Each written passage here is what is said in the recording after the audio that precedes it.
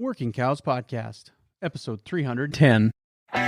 Welcome to the podcast that gives producers a platform to discuss and share paradigm-challenging practices. Practices that have increased the effectiveness of their operation and the joy that their families have received from this lifestyle.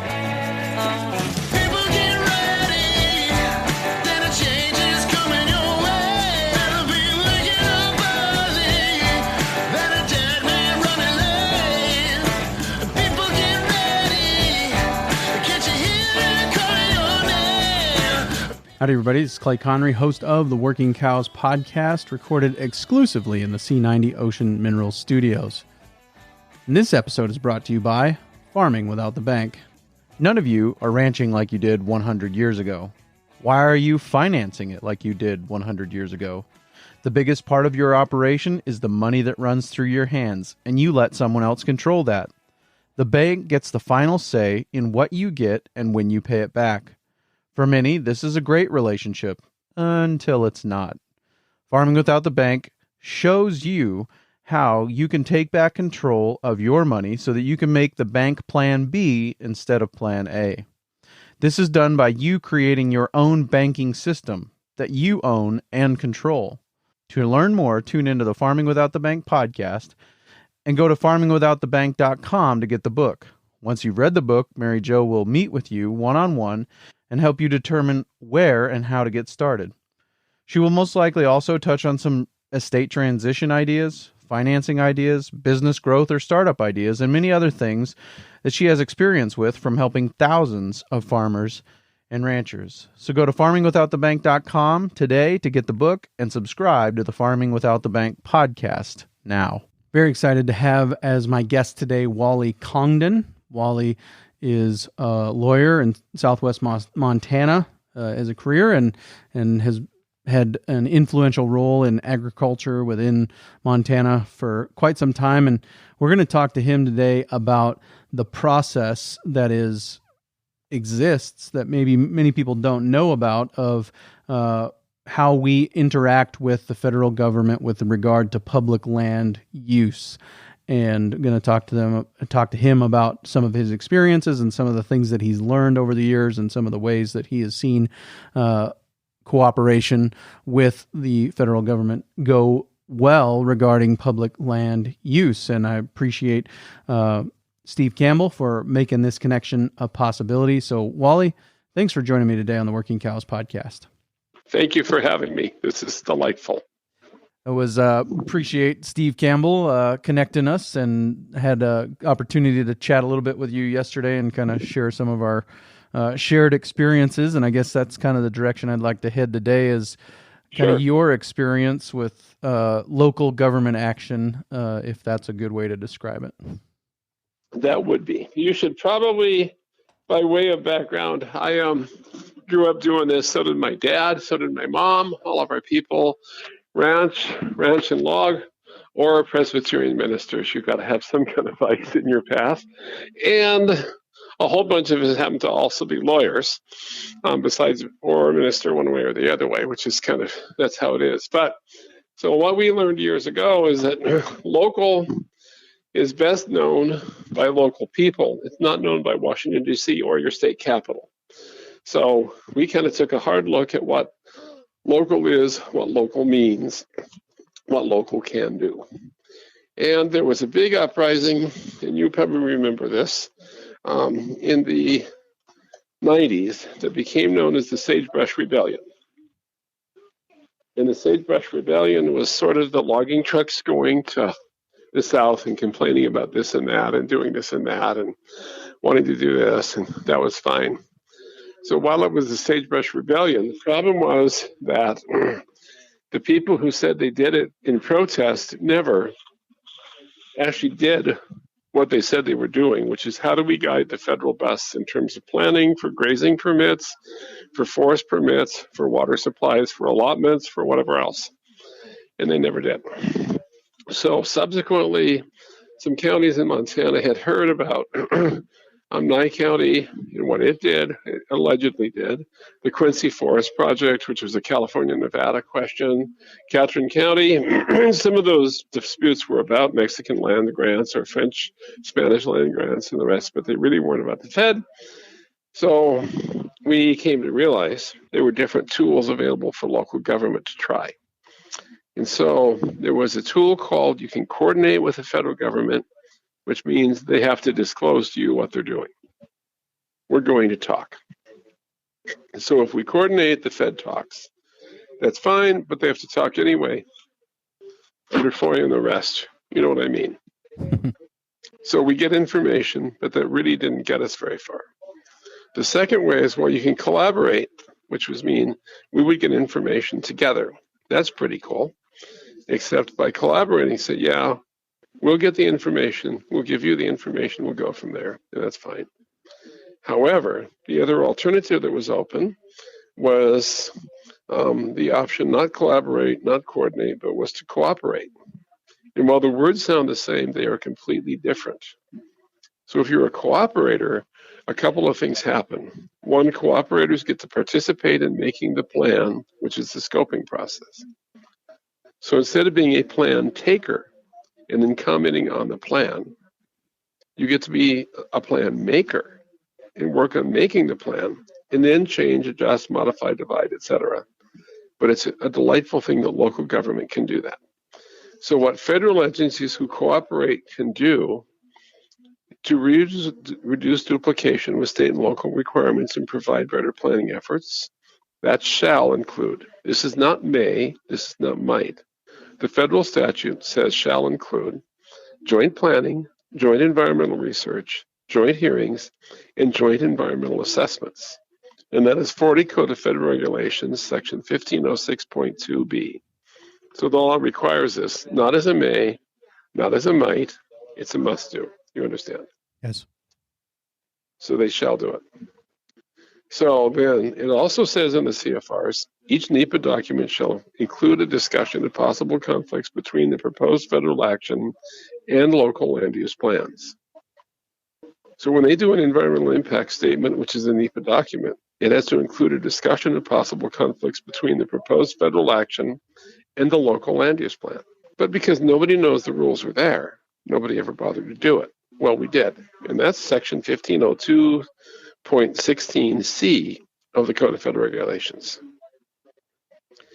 And so we changed the whole playing field by kind of going through all of the rules and realizing, holy Christmas. So here's the most important CFR section that really helped us a lot. And that is section 1508.20e.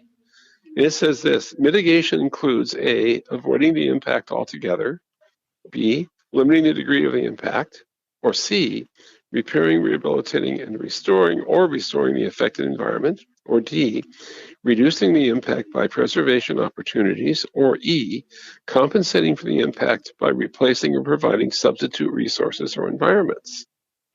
And so these impacts that you're talking about, those would be the impact made on the producer by the federal regulation. Is that right? Right. It's the impact made on a wolf, the impact made on a cow, the impact made on a deer, the impact made on stream flow, the impact made on a producer, the impact made on a logging plant.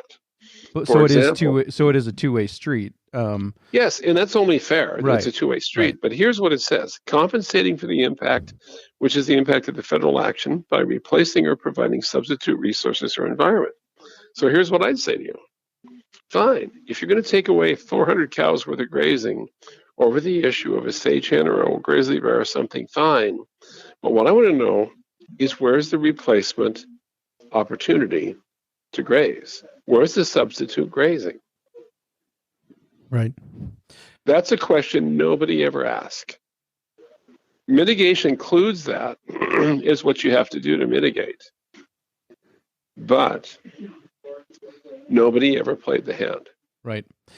So I've got listeners in all 50 states and a few countries around the world. And so can you kind of set the stage in the West? How important are these federal lands for Western operations, and kind of give us that frame the situation that way? So federal lands are important to lots of operations for everything. The county where I'm sitting right now is 92.9% state and federally owned land.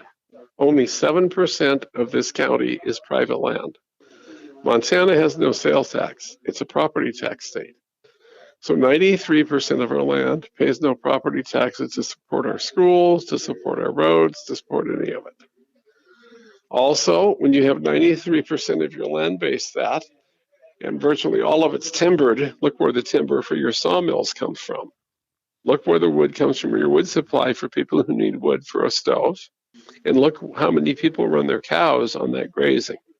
And as well, virtually all recreation, whether it's fishing, hunting, floating, hiking, backpacking, packing horses, I don't care, four-wheeling, running a four-wheeler, virtually all of that is on federal logging roads, federal land, or state logging roads, state land, state whatever else. So if the plan is to close the roads or reclaim the roads, that shuts down. So where's my opportunity to go with my four-wheeler next year? You see what I'm saying? Yep. So it is huge throughout the West. Nevada is like 97% federal land, just the state of Nevada. Right.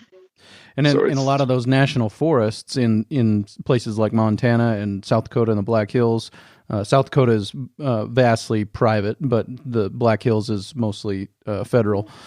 Yes. But that tends to be some of the most productive land in the outside of irrigated farm ground. That tends to be some of the most productive land that's available for grazing. And so to be shut off of that, is a big deal for a lot of these places. A huge deal for a lot of people because they own the hay base or they own the winter base, but they don't own the summer grass. Right. And that's our history. So here's reality. If you went to 1885 and looked, and I have the records and I do this presentation, I just did it when I met Steve the other day. The American Land and Cattle Company was incorporated in Dundee, Scotland in 1880 by Murdo Mackenzie. And by 1886, ALC, American Land and Cattle, controlled all the grazing between the Yellowstone and Missouri and the state of Montana, which is about 40,000 square miles. That's the size of Indiana.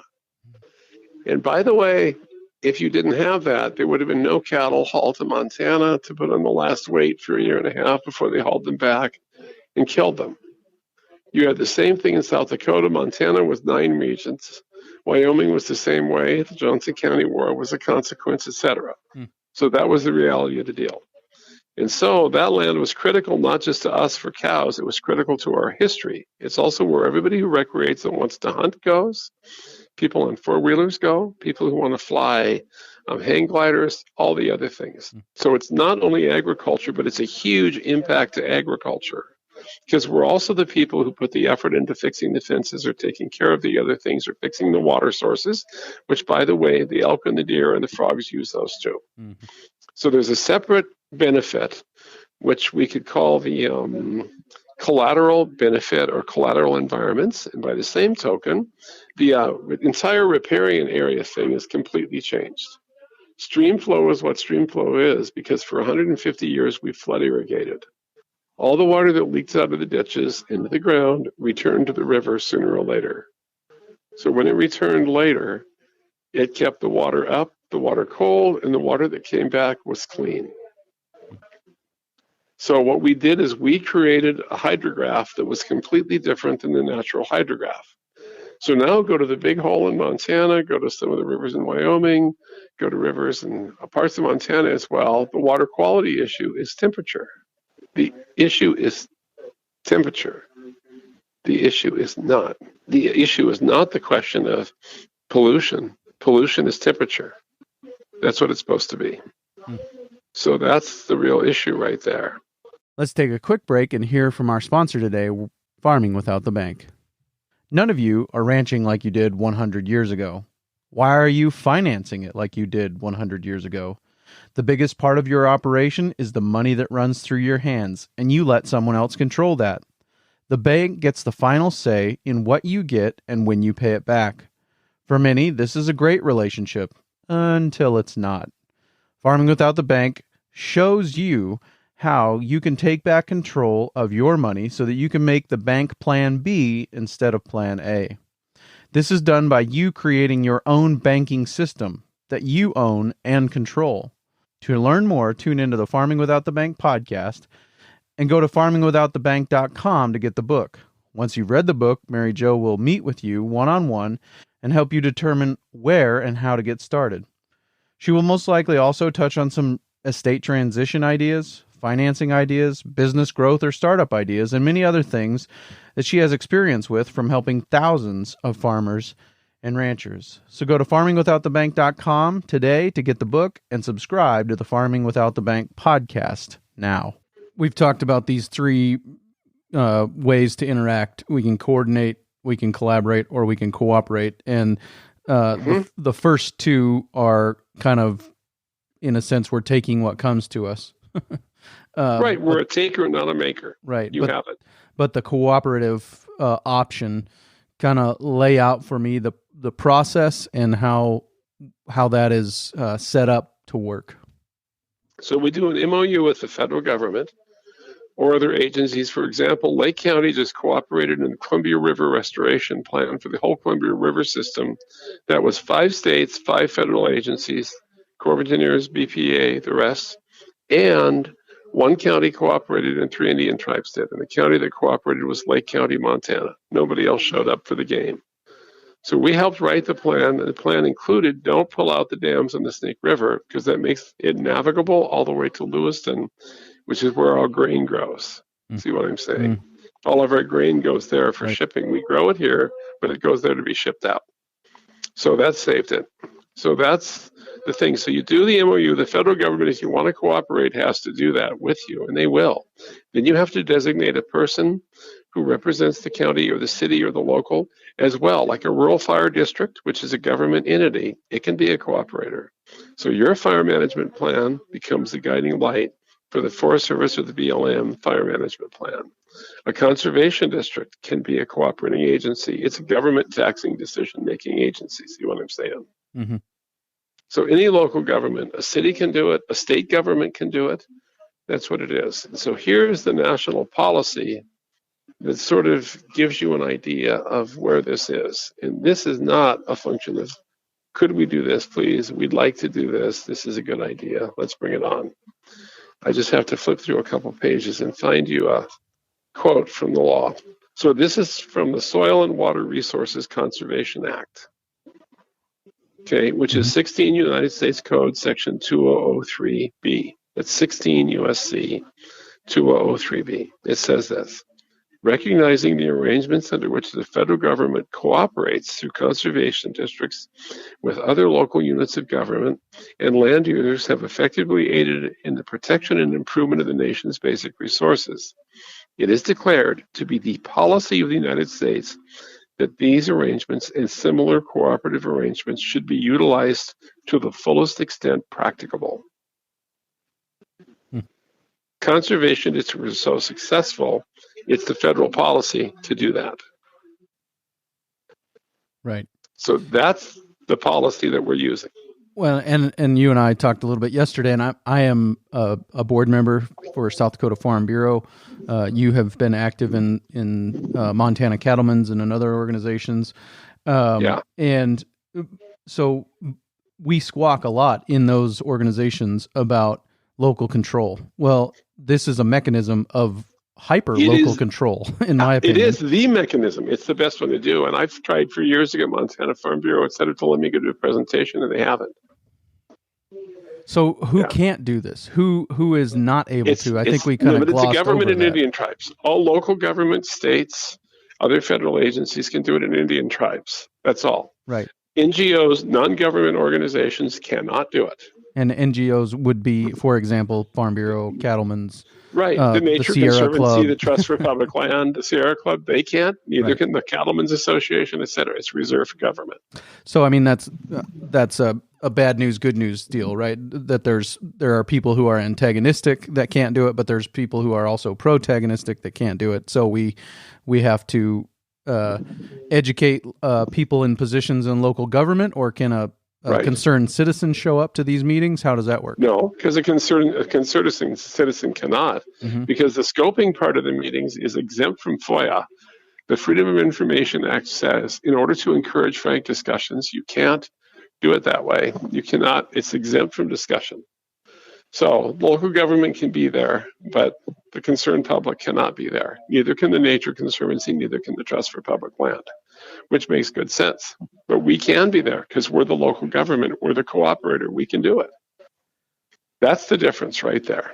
Yes. And so what matters in these scoping meetings is who shows up, right?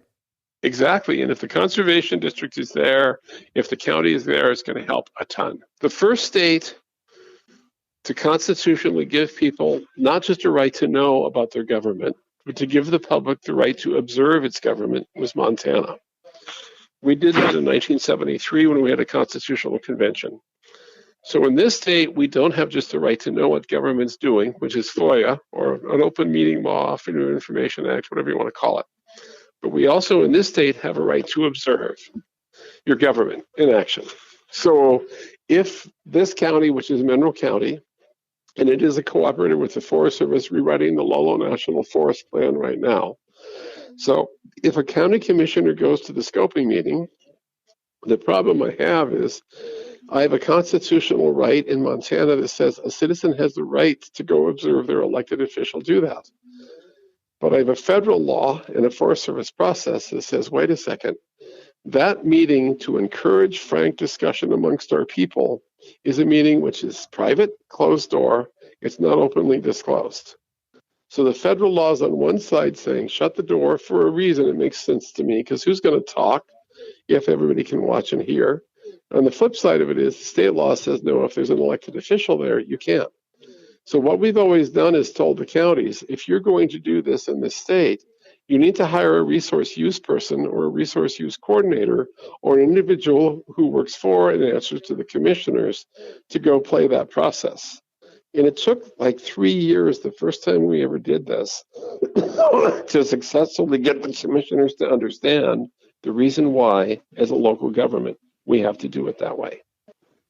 Because I don't want to botch the rules, because if we botch the rules and botch the process, we're out of business. You see what I'm saying? Right. So we have been very careful, and we have had incredibly good luck with this, fabulously. And so the other thing is, we're not here to beat the Forest Service or the BLM or the U.S. Fish and Wildlife Service, because the ones we've done this with successfully have been the Forest Service, the Bureau of Land Management, the U.S. Fish and Wildlife Service, the Bonneville Fire Administration, the U.S. Army Corps of Engineers, and some other federal agencies like those. But what we've said is, look, we're not just here to participate. We're not obstructionists. We want to make a better plan. And remember, the rule provides this. Federal agencies shall cooperate with state and local agencies to develop comprehensive solutions to prevent, reduce, and eliminate pollution in concert with programs for managing water and other resources. So we're here to tell you what we as local government, which controls and talks to all of our local producers, loggers, fishermen, boaters, and people who raise cows and people who farm fields and stuff, we can help give you ideas of what we can, what we can't, what input should be, where that goes. And so that means we can do that. And also, Forest Service or BLM or federal agency, your documents must consider the conflict between your proposed action and our land use plans that exist. And remember, 1506.2, Section D of the Code of Federal Regulations says, environmental impact statements must discuss any, quote, inconsistency of a proposed plan with any approved state or local plan and laws, whether or not federally sanctioned. Where inconsistencies exist, the EIS should describe the extent to which the agency would reconcile the proposed action to the plan or law of the local government. So, in your experience, what is easier, getting elected to a position where you can help drive this process, or educating the people who are already in those positions? Well, because the people are there right now, the best way to do it is everybody basically has a land use plan. Conservation districts have a plan for soil and water conservation. Rural fire districts have a plan for fire management plans. Because the plans are there, all local governments have a land use plan of some type, because to get federal money for revenue sharing for things like sewer systems, water systems, roads, you have to do that. So the best tool, because we've got the plan, is to educate people in those positions, or educate like the Board of Farm Bureau or Farmers Union or whoever else, to say, look, you get your elected people to plug in and do this, and then revise some of your plans with public participation to have more of the relevant information that you need. Some of those things are also, the government is required. Economic effects, and here's one of those. A local government, because of a concerned environment, has standing to sue the federal government over wildlife, social, and economic impacts and tax base to seek for violations of NEPA, etc. Well, wait a second. Why sue them? The people who don't like cooperation are the people who want to make their money in federal court litigating the question with the Fed. I'm serious. I have been wailed on numerous times by people about the question is, well, we make our money in federal court.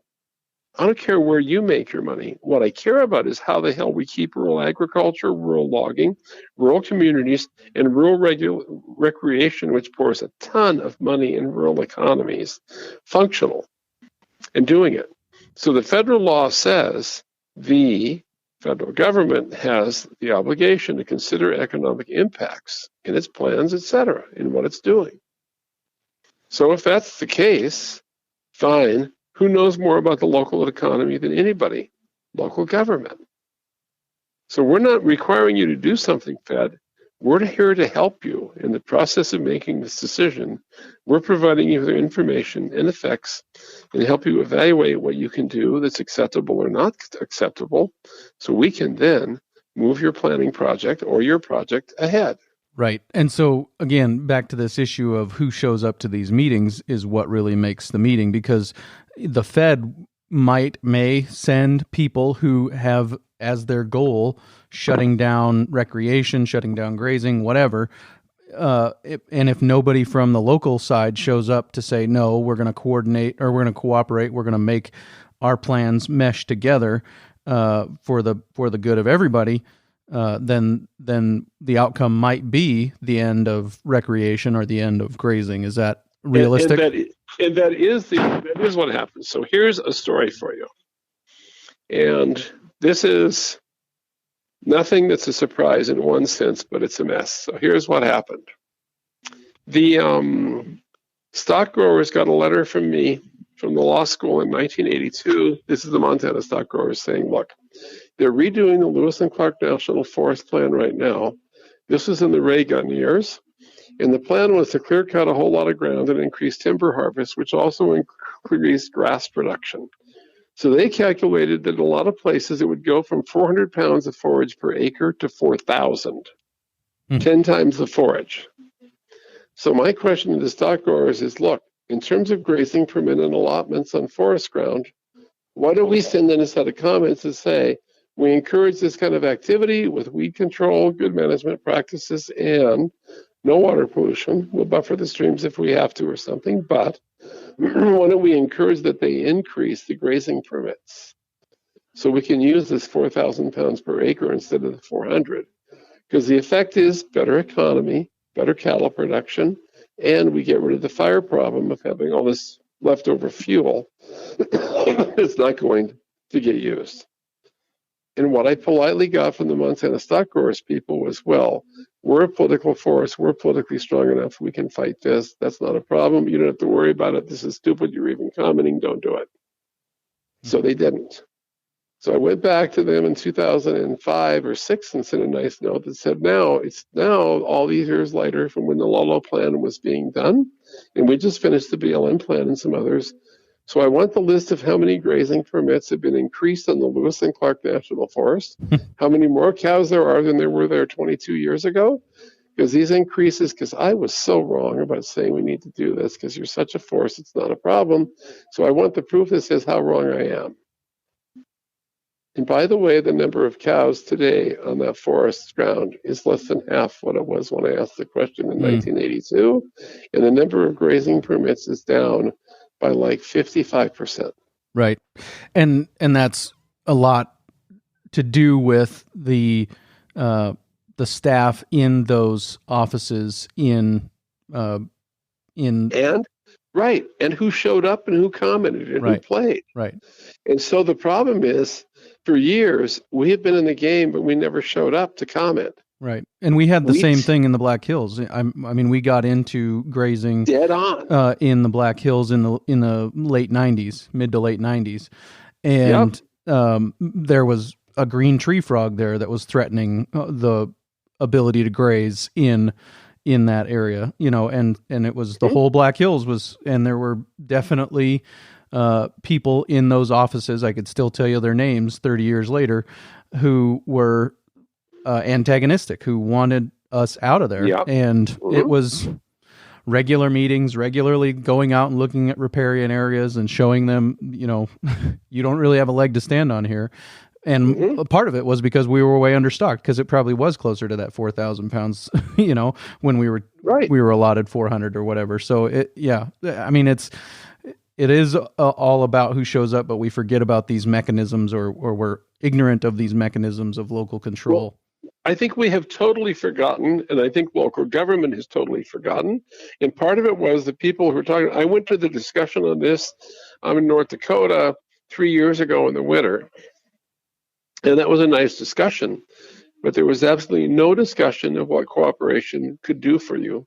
So I ended up getting lunch and dinner bought for me by the people in the local planning office and one of their county commissioners saying, we had no idea this was here. We're going to sue the federal government in federal court. Well, on what basis? Your basis is, well, we don't like this. Fine and dandy, but we don't like it does not cut the day. What carries the weight at the end of the day is, wait a minute. Do you have a plan that considers your local plans? Did you provide your local county land use plan to the BLM in this review process? Well, no. Did you tell them you have a plan? Well, no. Did the conservation district? Well, no. So it's a funny thing how when you go to a basketball thing and you leave your bus with your team sitting at the high school in Aberdeen, South Dakota, and you go watch the game anyway, how the other team is there and they dribble down the court and they go swish. And then they dribble down the court again and they go swish. And they take a lot of really high percentage shots. You got it. Very high percentage. And the other thing is they're not sweating by the end of the first quarter either. Are they worried about losing? No. No. And do they lose? No. The Forest Service is obligated, after review of a county plan, to display the results of its review in an environmental impact statement. This is not just you get to say you did it. No.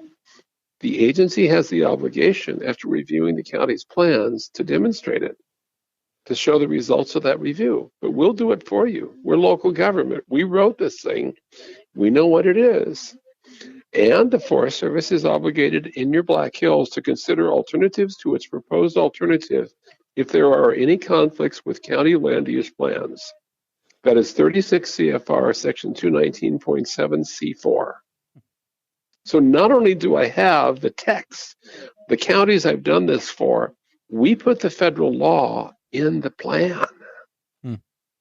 And we didn't have authority to do a resource plan in Montana.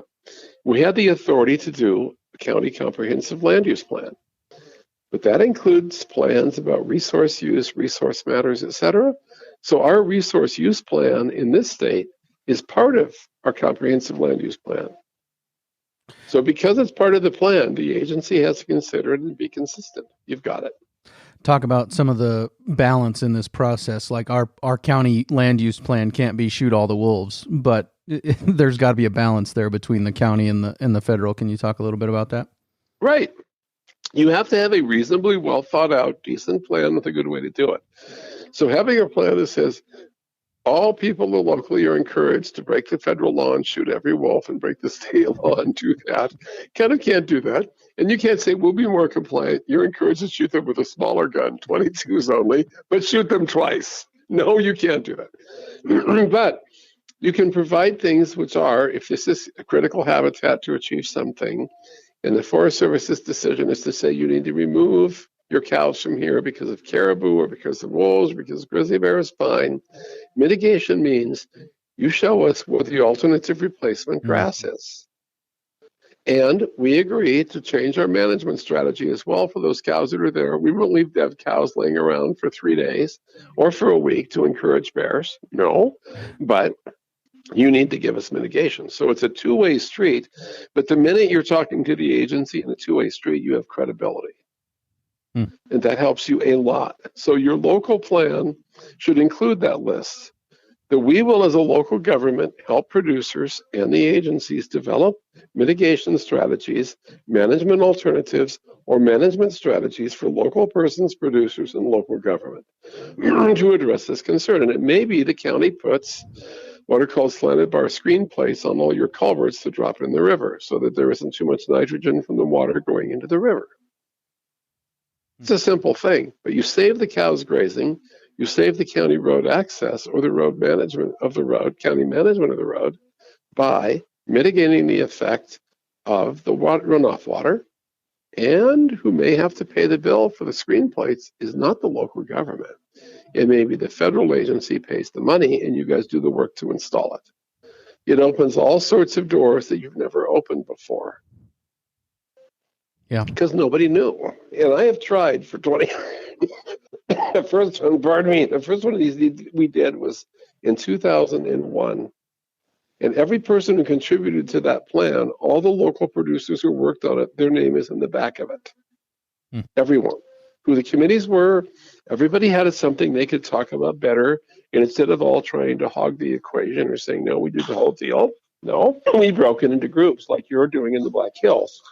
So here's some of the decisions just so you can hear what those sound like.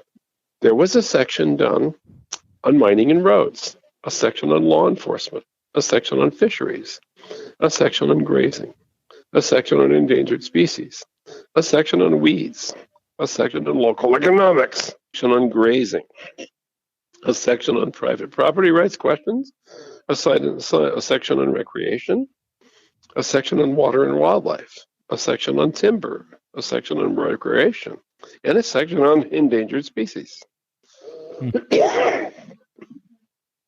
So each of those different subcommittees had a chairman that was a local person who knew about that, and people did the work on those. And what we did to make a factual record, you're going to love this. This is just like South Dakota would do it. This was an idea we had. We need to sit down and travel around the county. I want 20 copies of the county's map split into quarters. I want them on acid-free paper with acid-free ink so they'll never break down. And I want to go around the county one different night, 2 different nights a week in different places, and start at 5:30 in the winter until 8:30 at night, and bring me 10 pens and invite all the local people to come do this. And lay out the map and say, look, this is our committee. This is what we're making as a plan, but we need raw data, raw information. So tell us where you salted your cows, where you irrigated, where you rode your motorcycle, where you took your salt to salt your cows, where the gates are, which roads are open to this. And we want you to draw this out for us. Draw the roads, draw where you shoot elk, draw whatever it is. And when the day is done, each of you needs to sign this at this meeting and date it and put your name on it. Some of the people who did that for us were 80 years old in 2000. It's now 2023. Like I say, if you're in a water rights lawsuit, the person who wins the litigation is the oldest articulate living liar. Right? Yeah. But these people are not liars. What they have is they have a memory. But what we need to do is save it before it dies. Because that saving it is a lot of our key to why this works. Right. Yeah. Very good. So am I ignorant? I'm going to start the question that way. Am I ignorant, or is grazing the first thing in the crosshairs? And it totally could be, just from my perspective, that they seem to leave the recreation alone, but they target the grazing first. And I'm sure that's their first priority. We'll get to the recreation later. But do you agree with that in your experience, that grazing tends to be the first priority as far as removal? What I would say is it depends on where you are. I think in South Dakota, where you are, on the flatland especially, Grazing tends to be one of the first targets because grazing is perceived to have a huge effect on food source for wildlife, etc., on endangered species like black-footed ferrets. It has a huge impact on water, in theory, and water quality. So it ends up being a target because of that. More than that, I think where you have a bigger timber base, the first target is forestry, because it affects all sorts of things. So logging became the target in the Rocky Mountain West, grazing became the target on the plains. And then a few places where the numbers get too high, recreation becomes the target, but it's very rare because so many people participate. Right. So it's difficult, whereas grazers are fewer and timber people are even fewer people.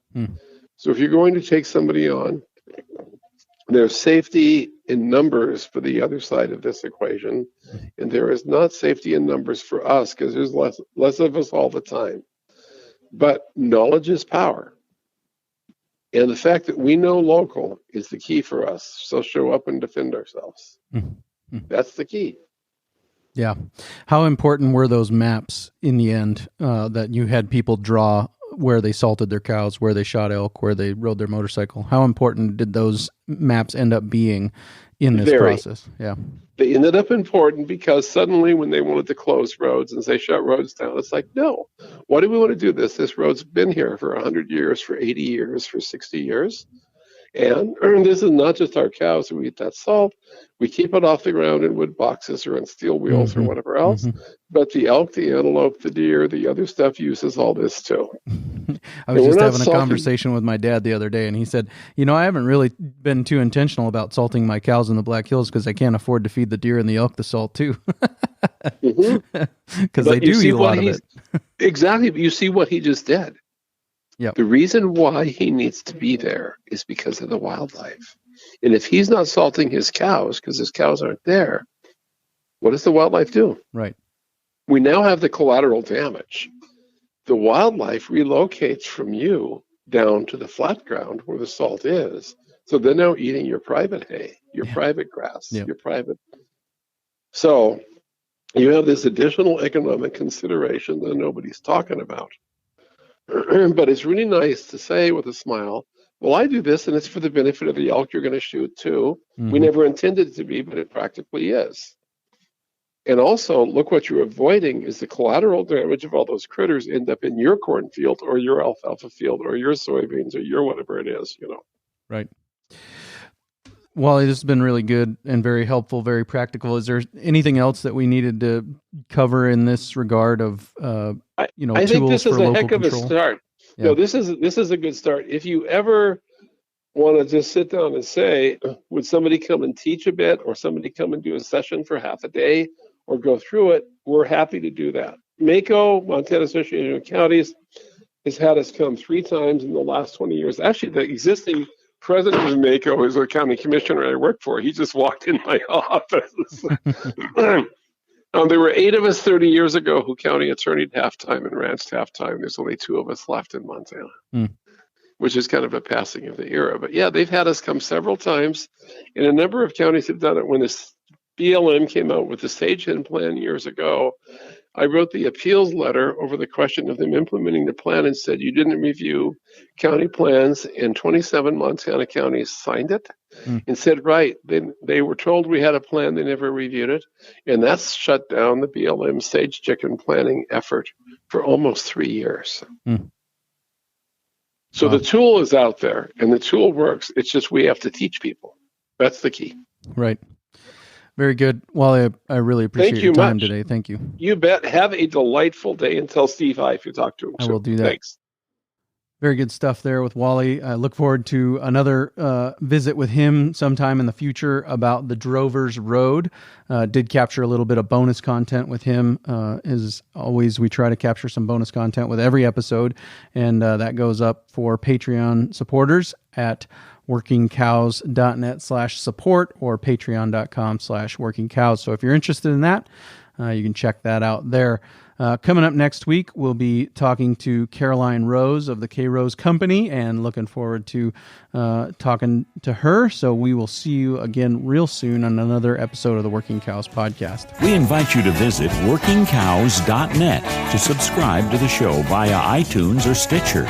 You'll also find detailed show notes pages, resources from our guests, and the industry leaders who have influenced them. For more ideas on putting your cows to work for you in a more profitable way, tune in next week.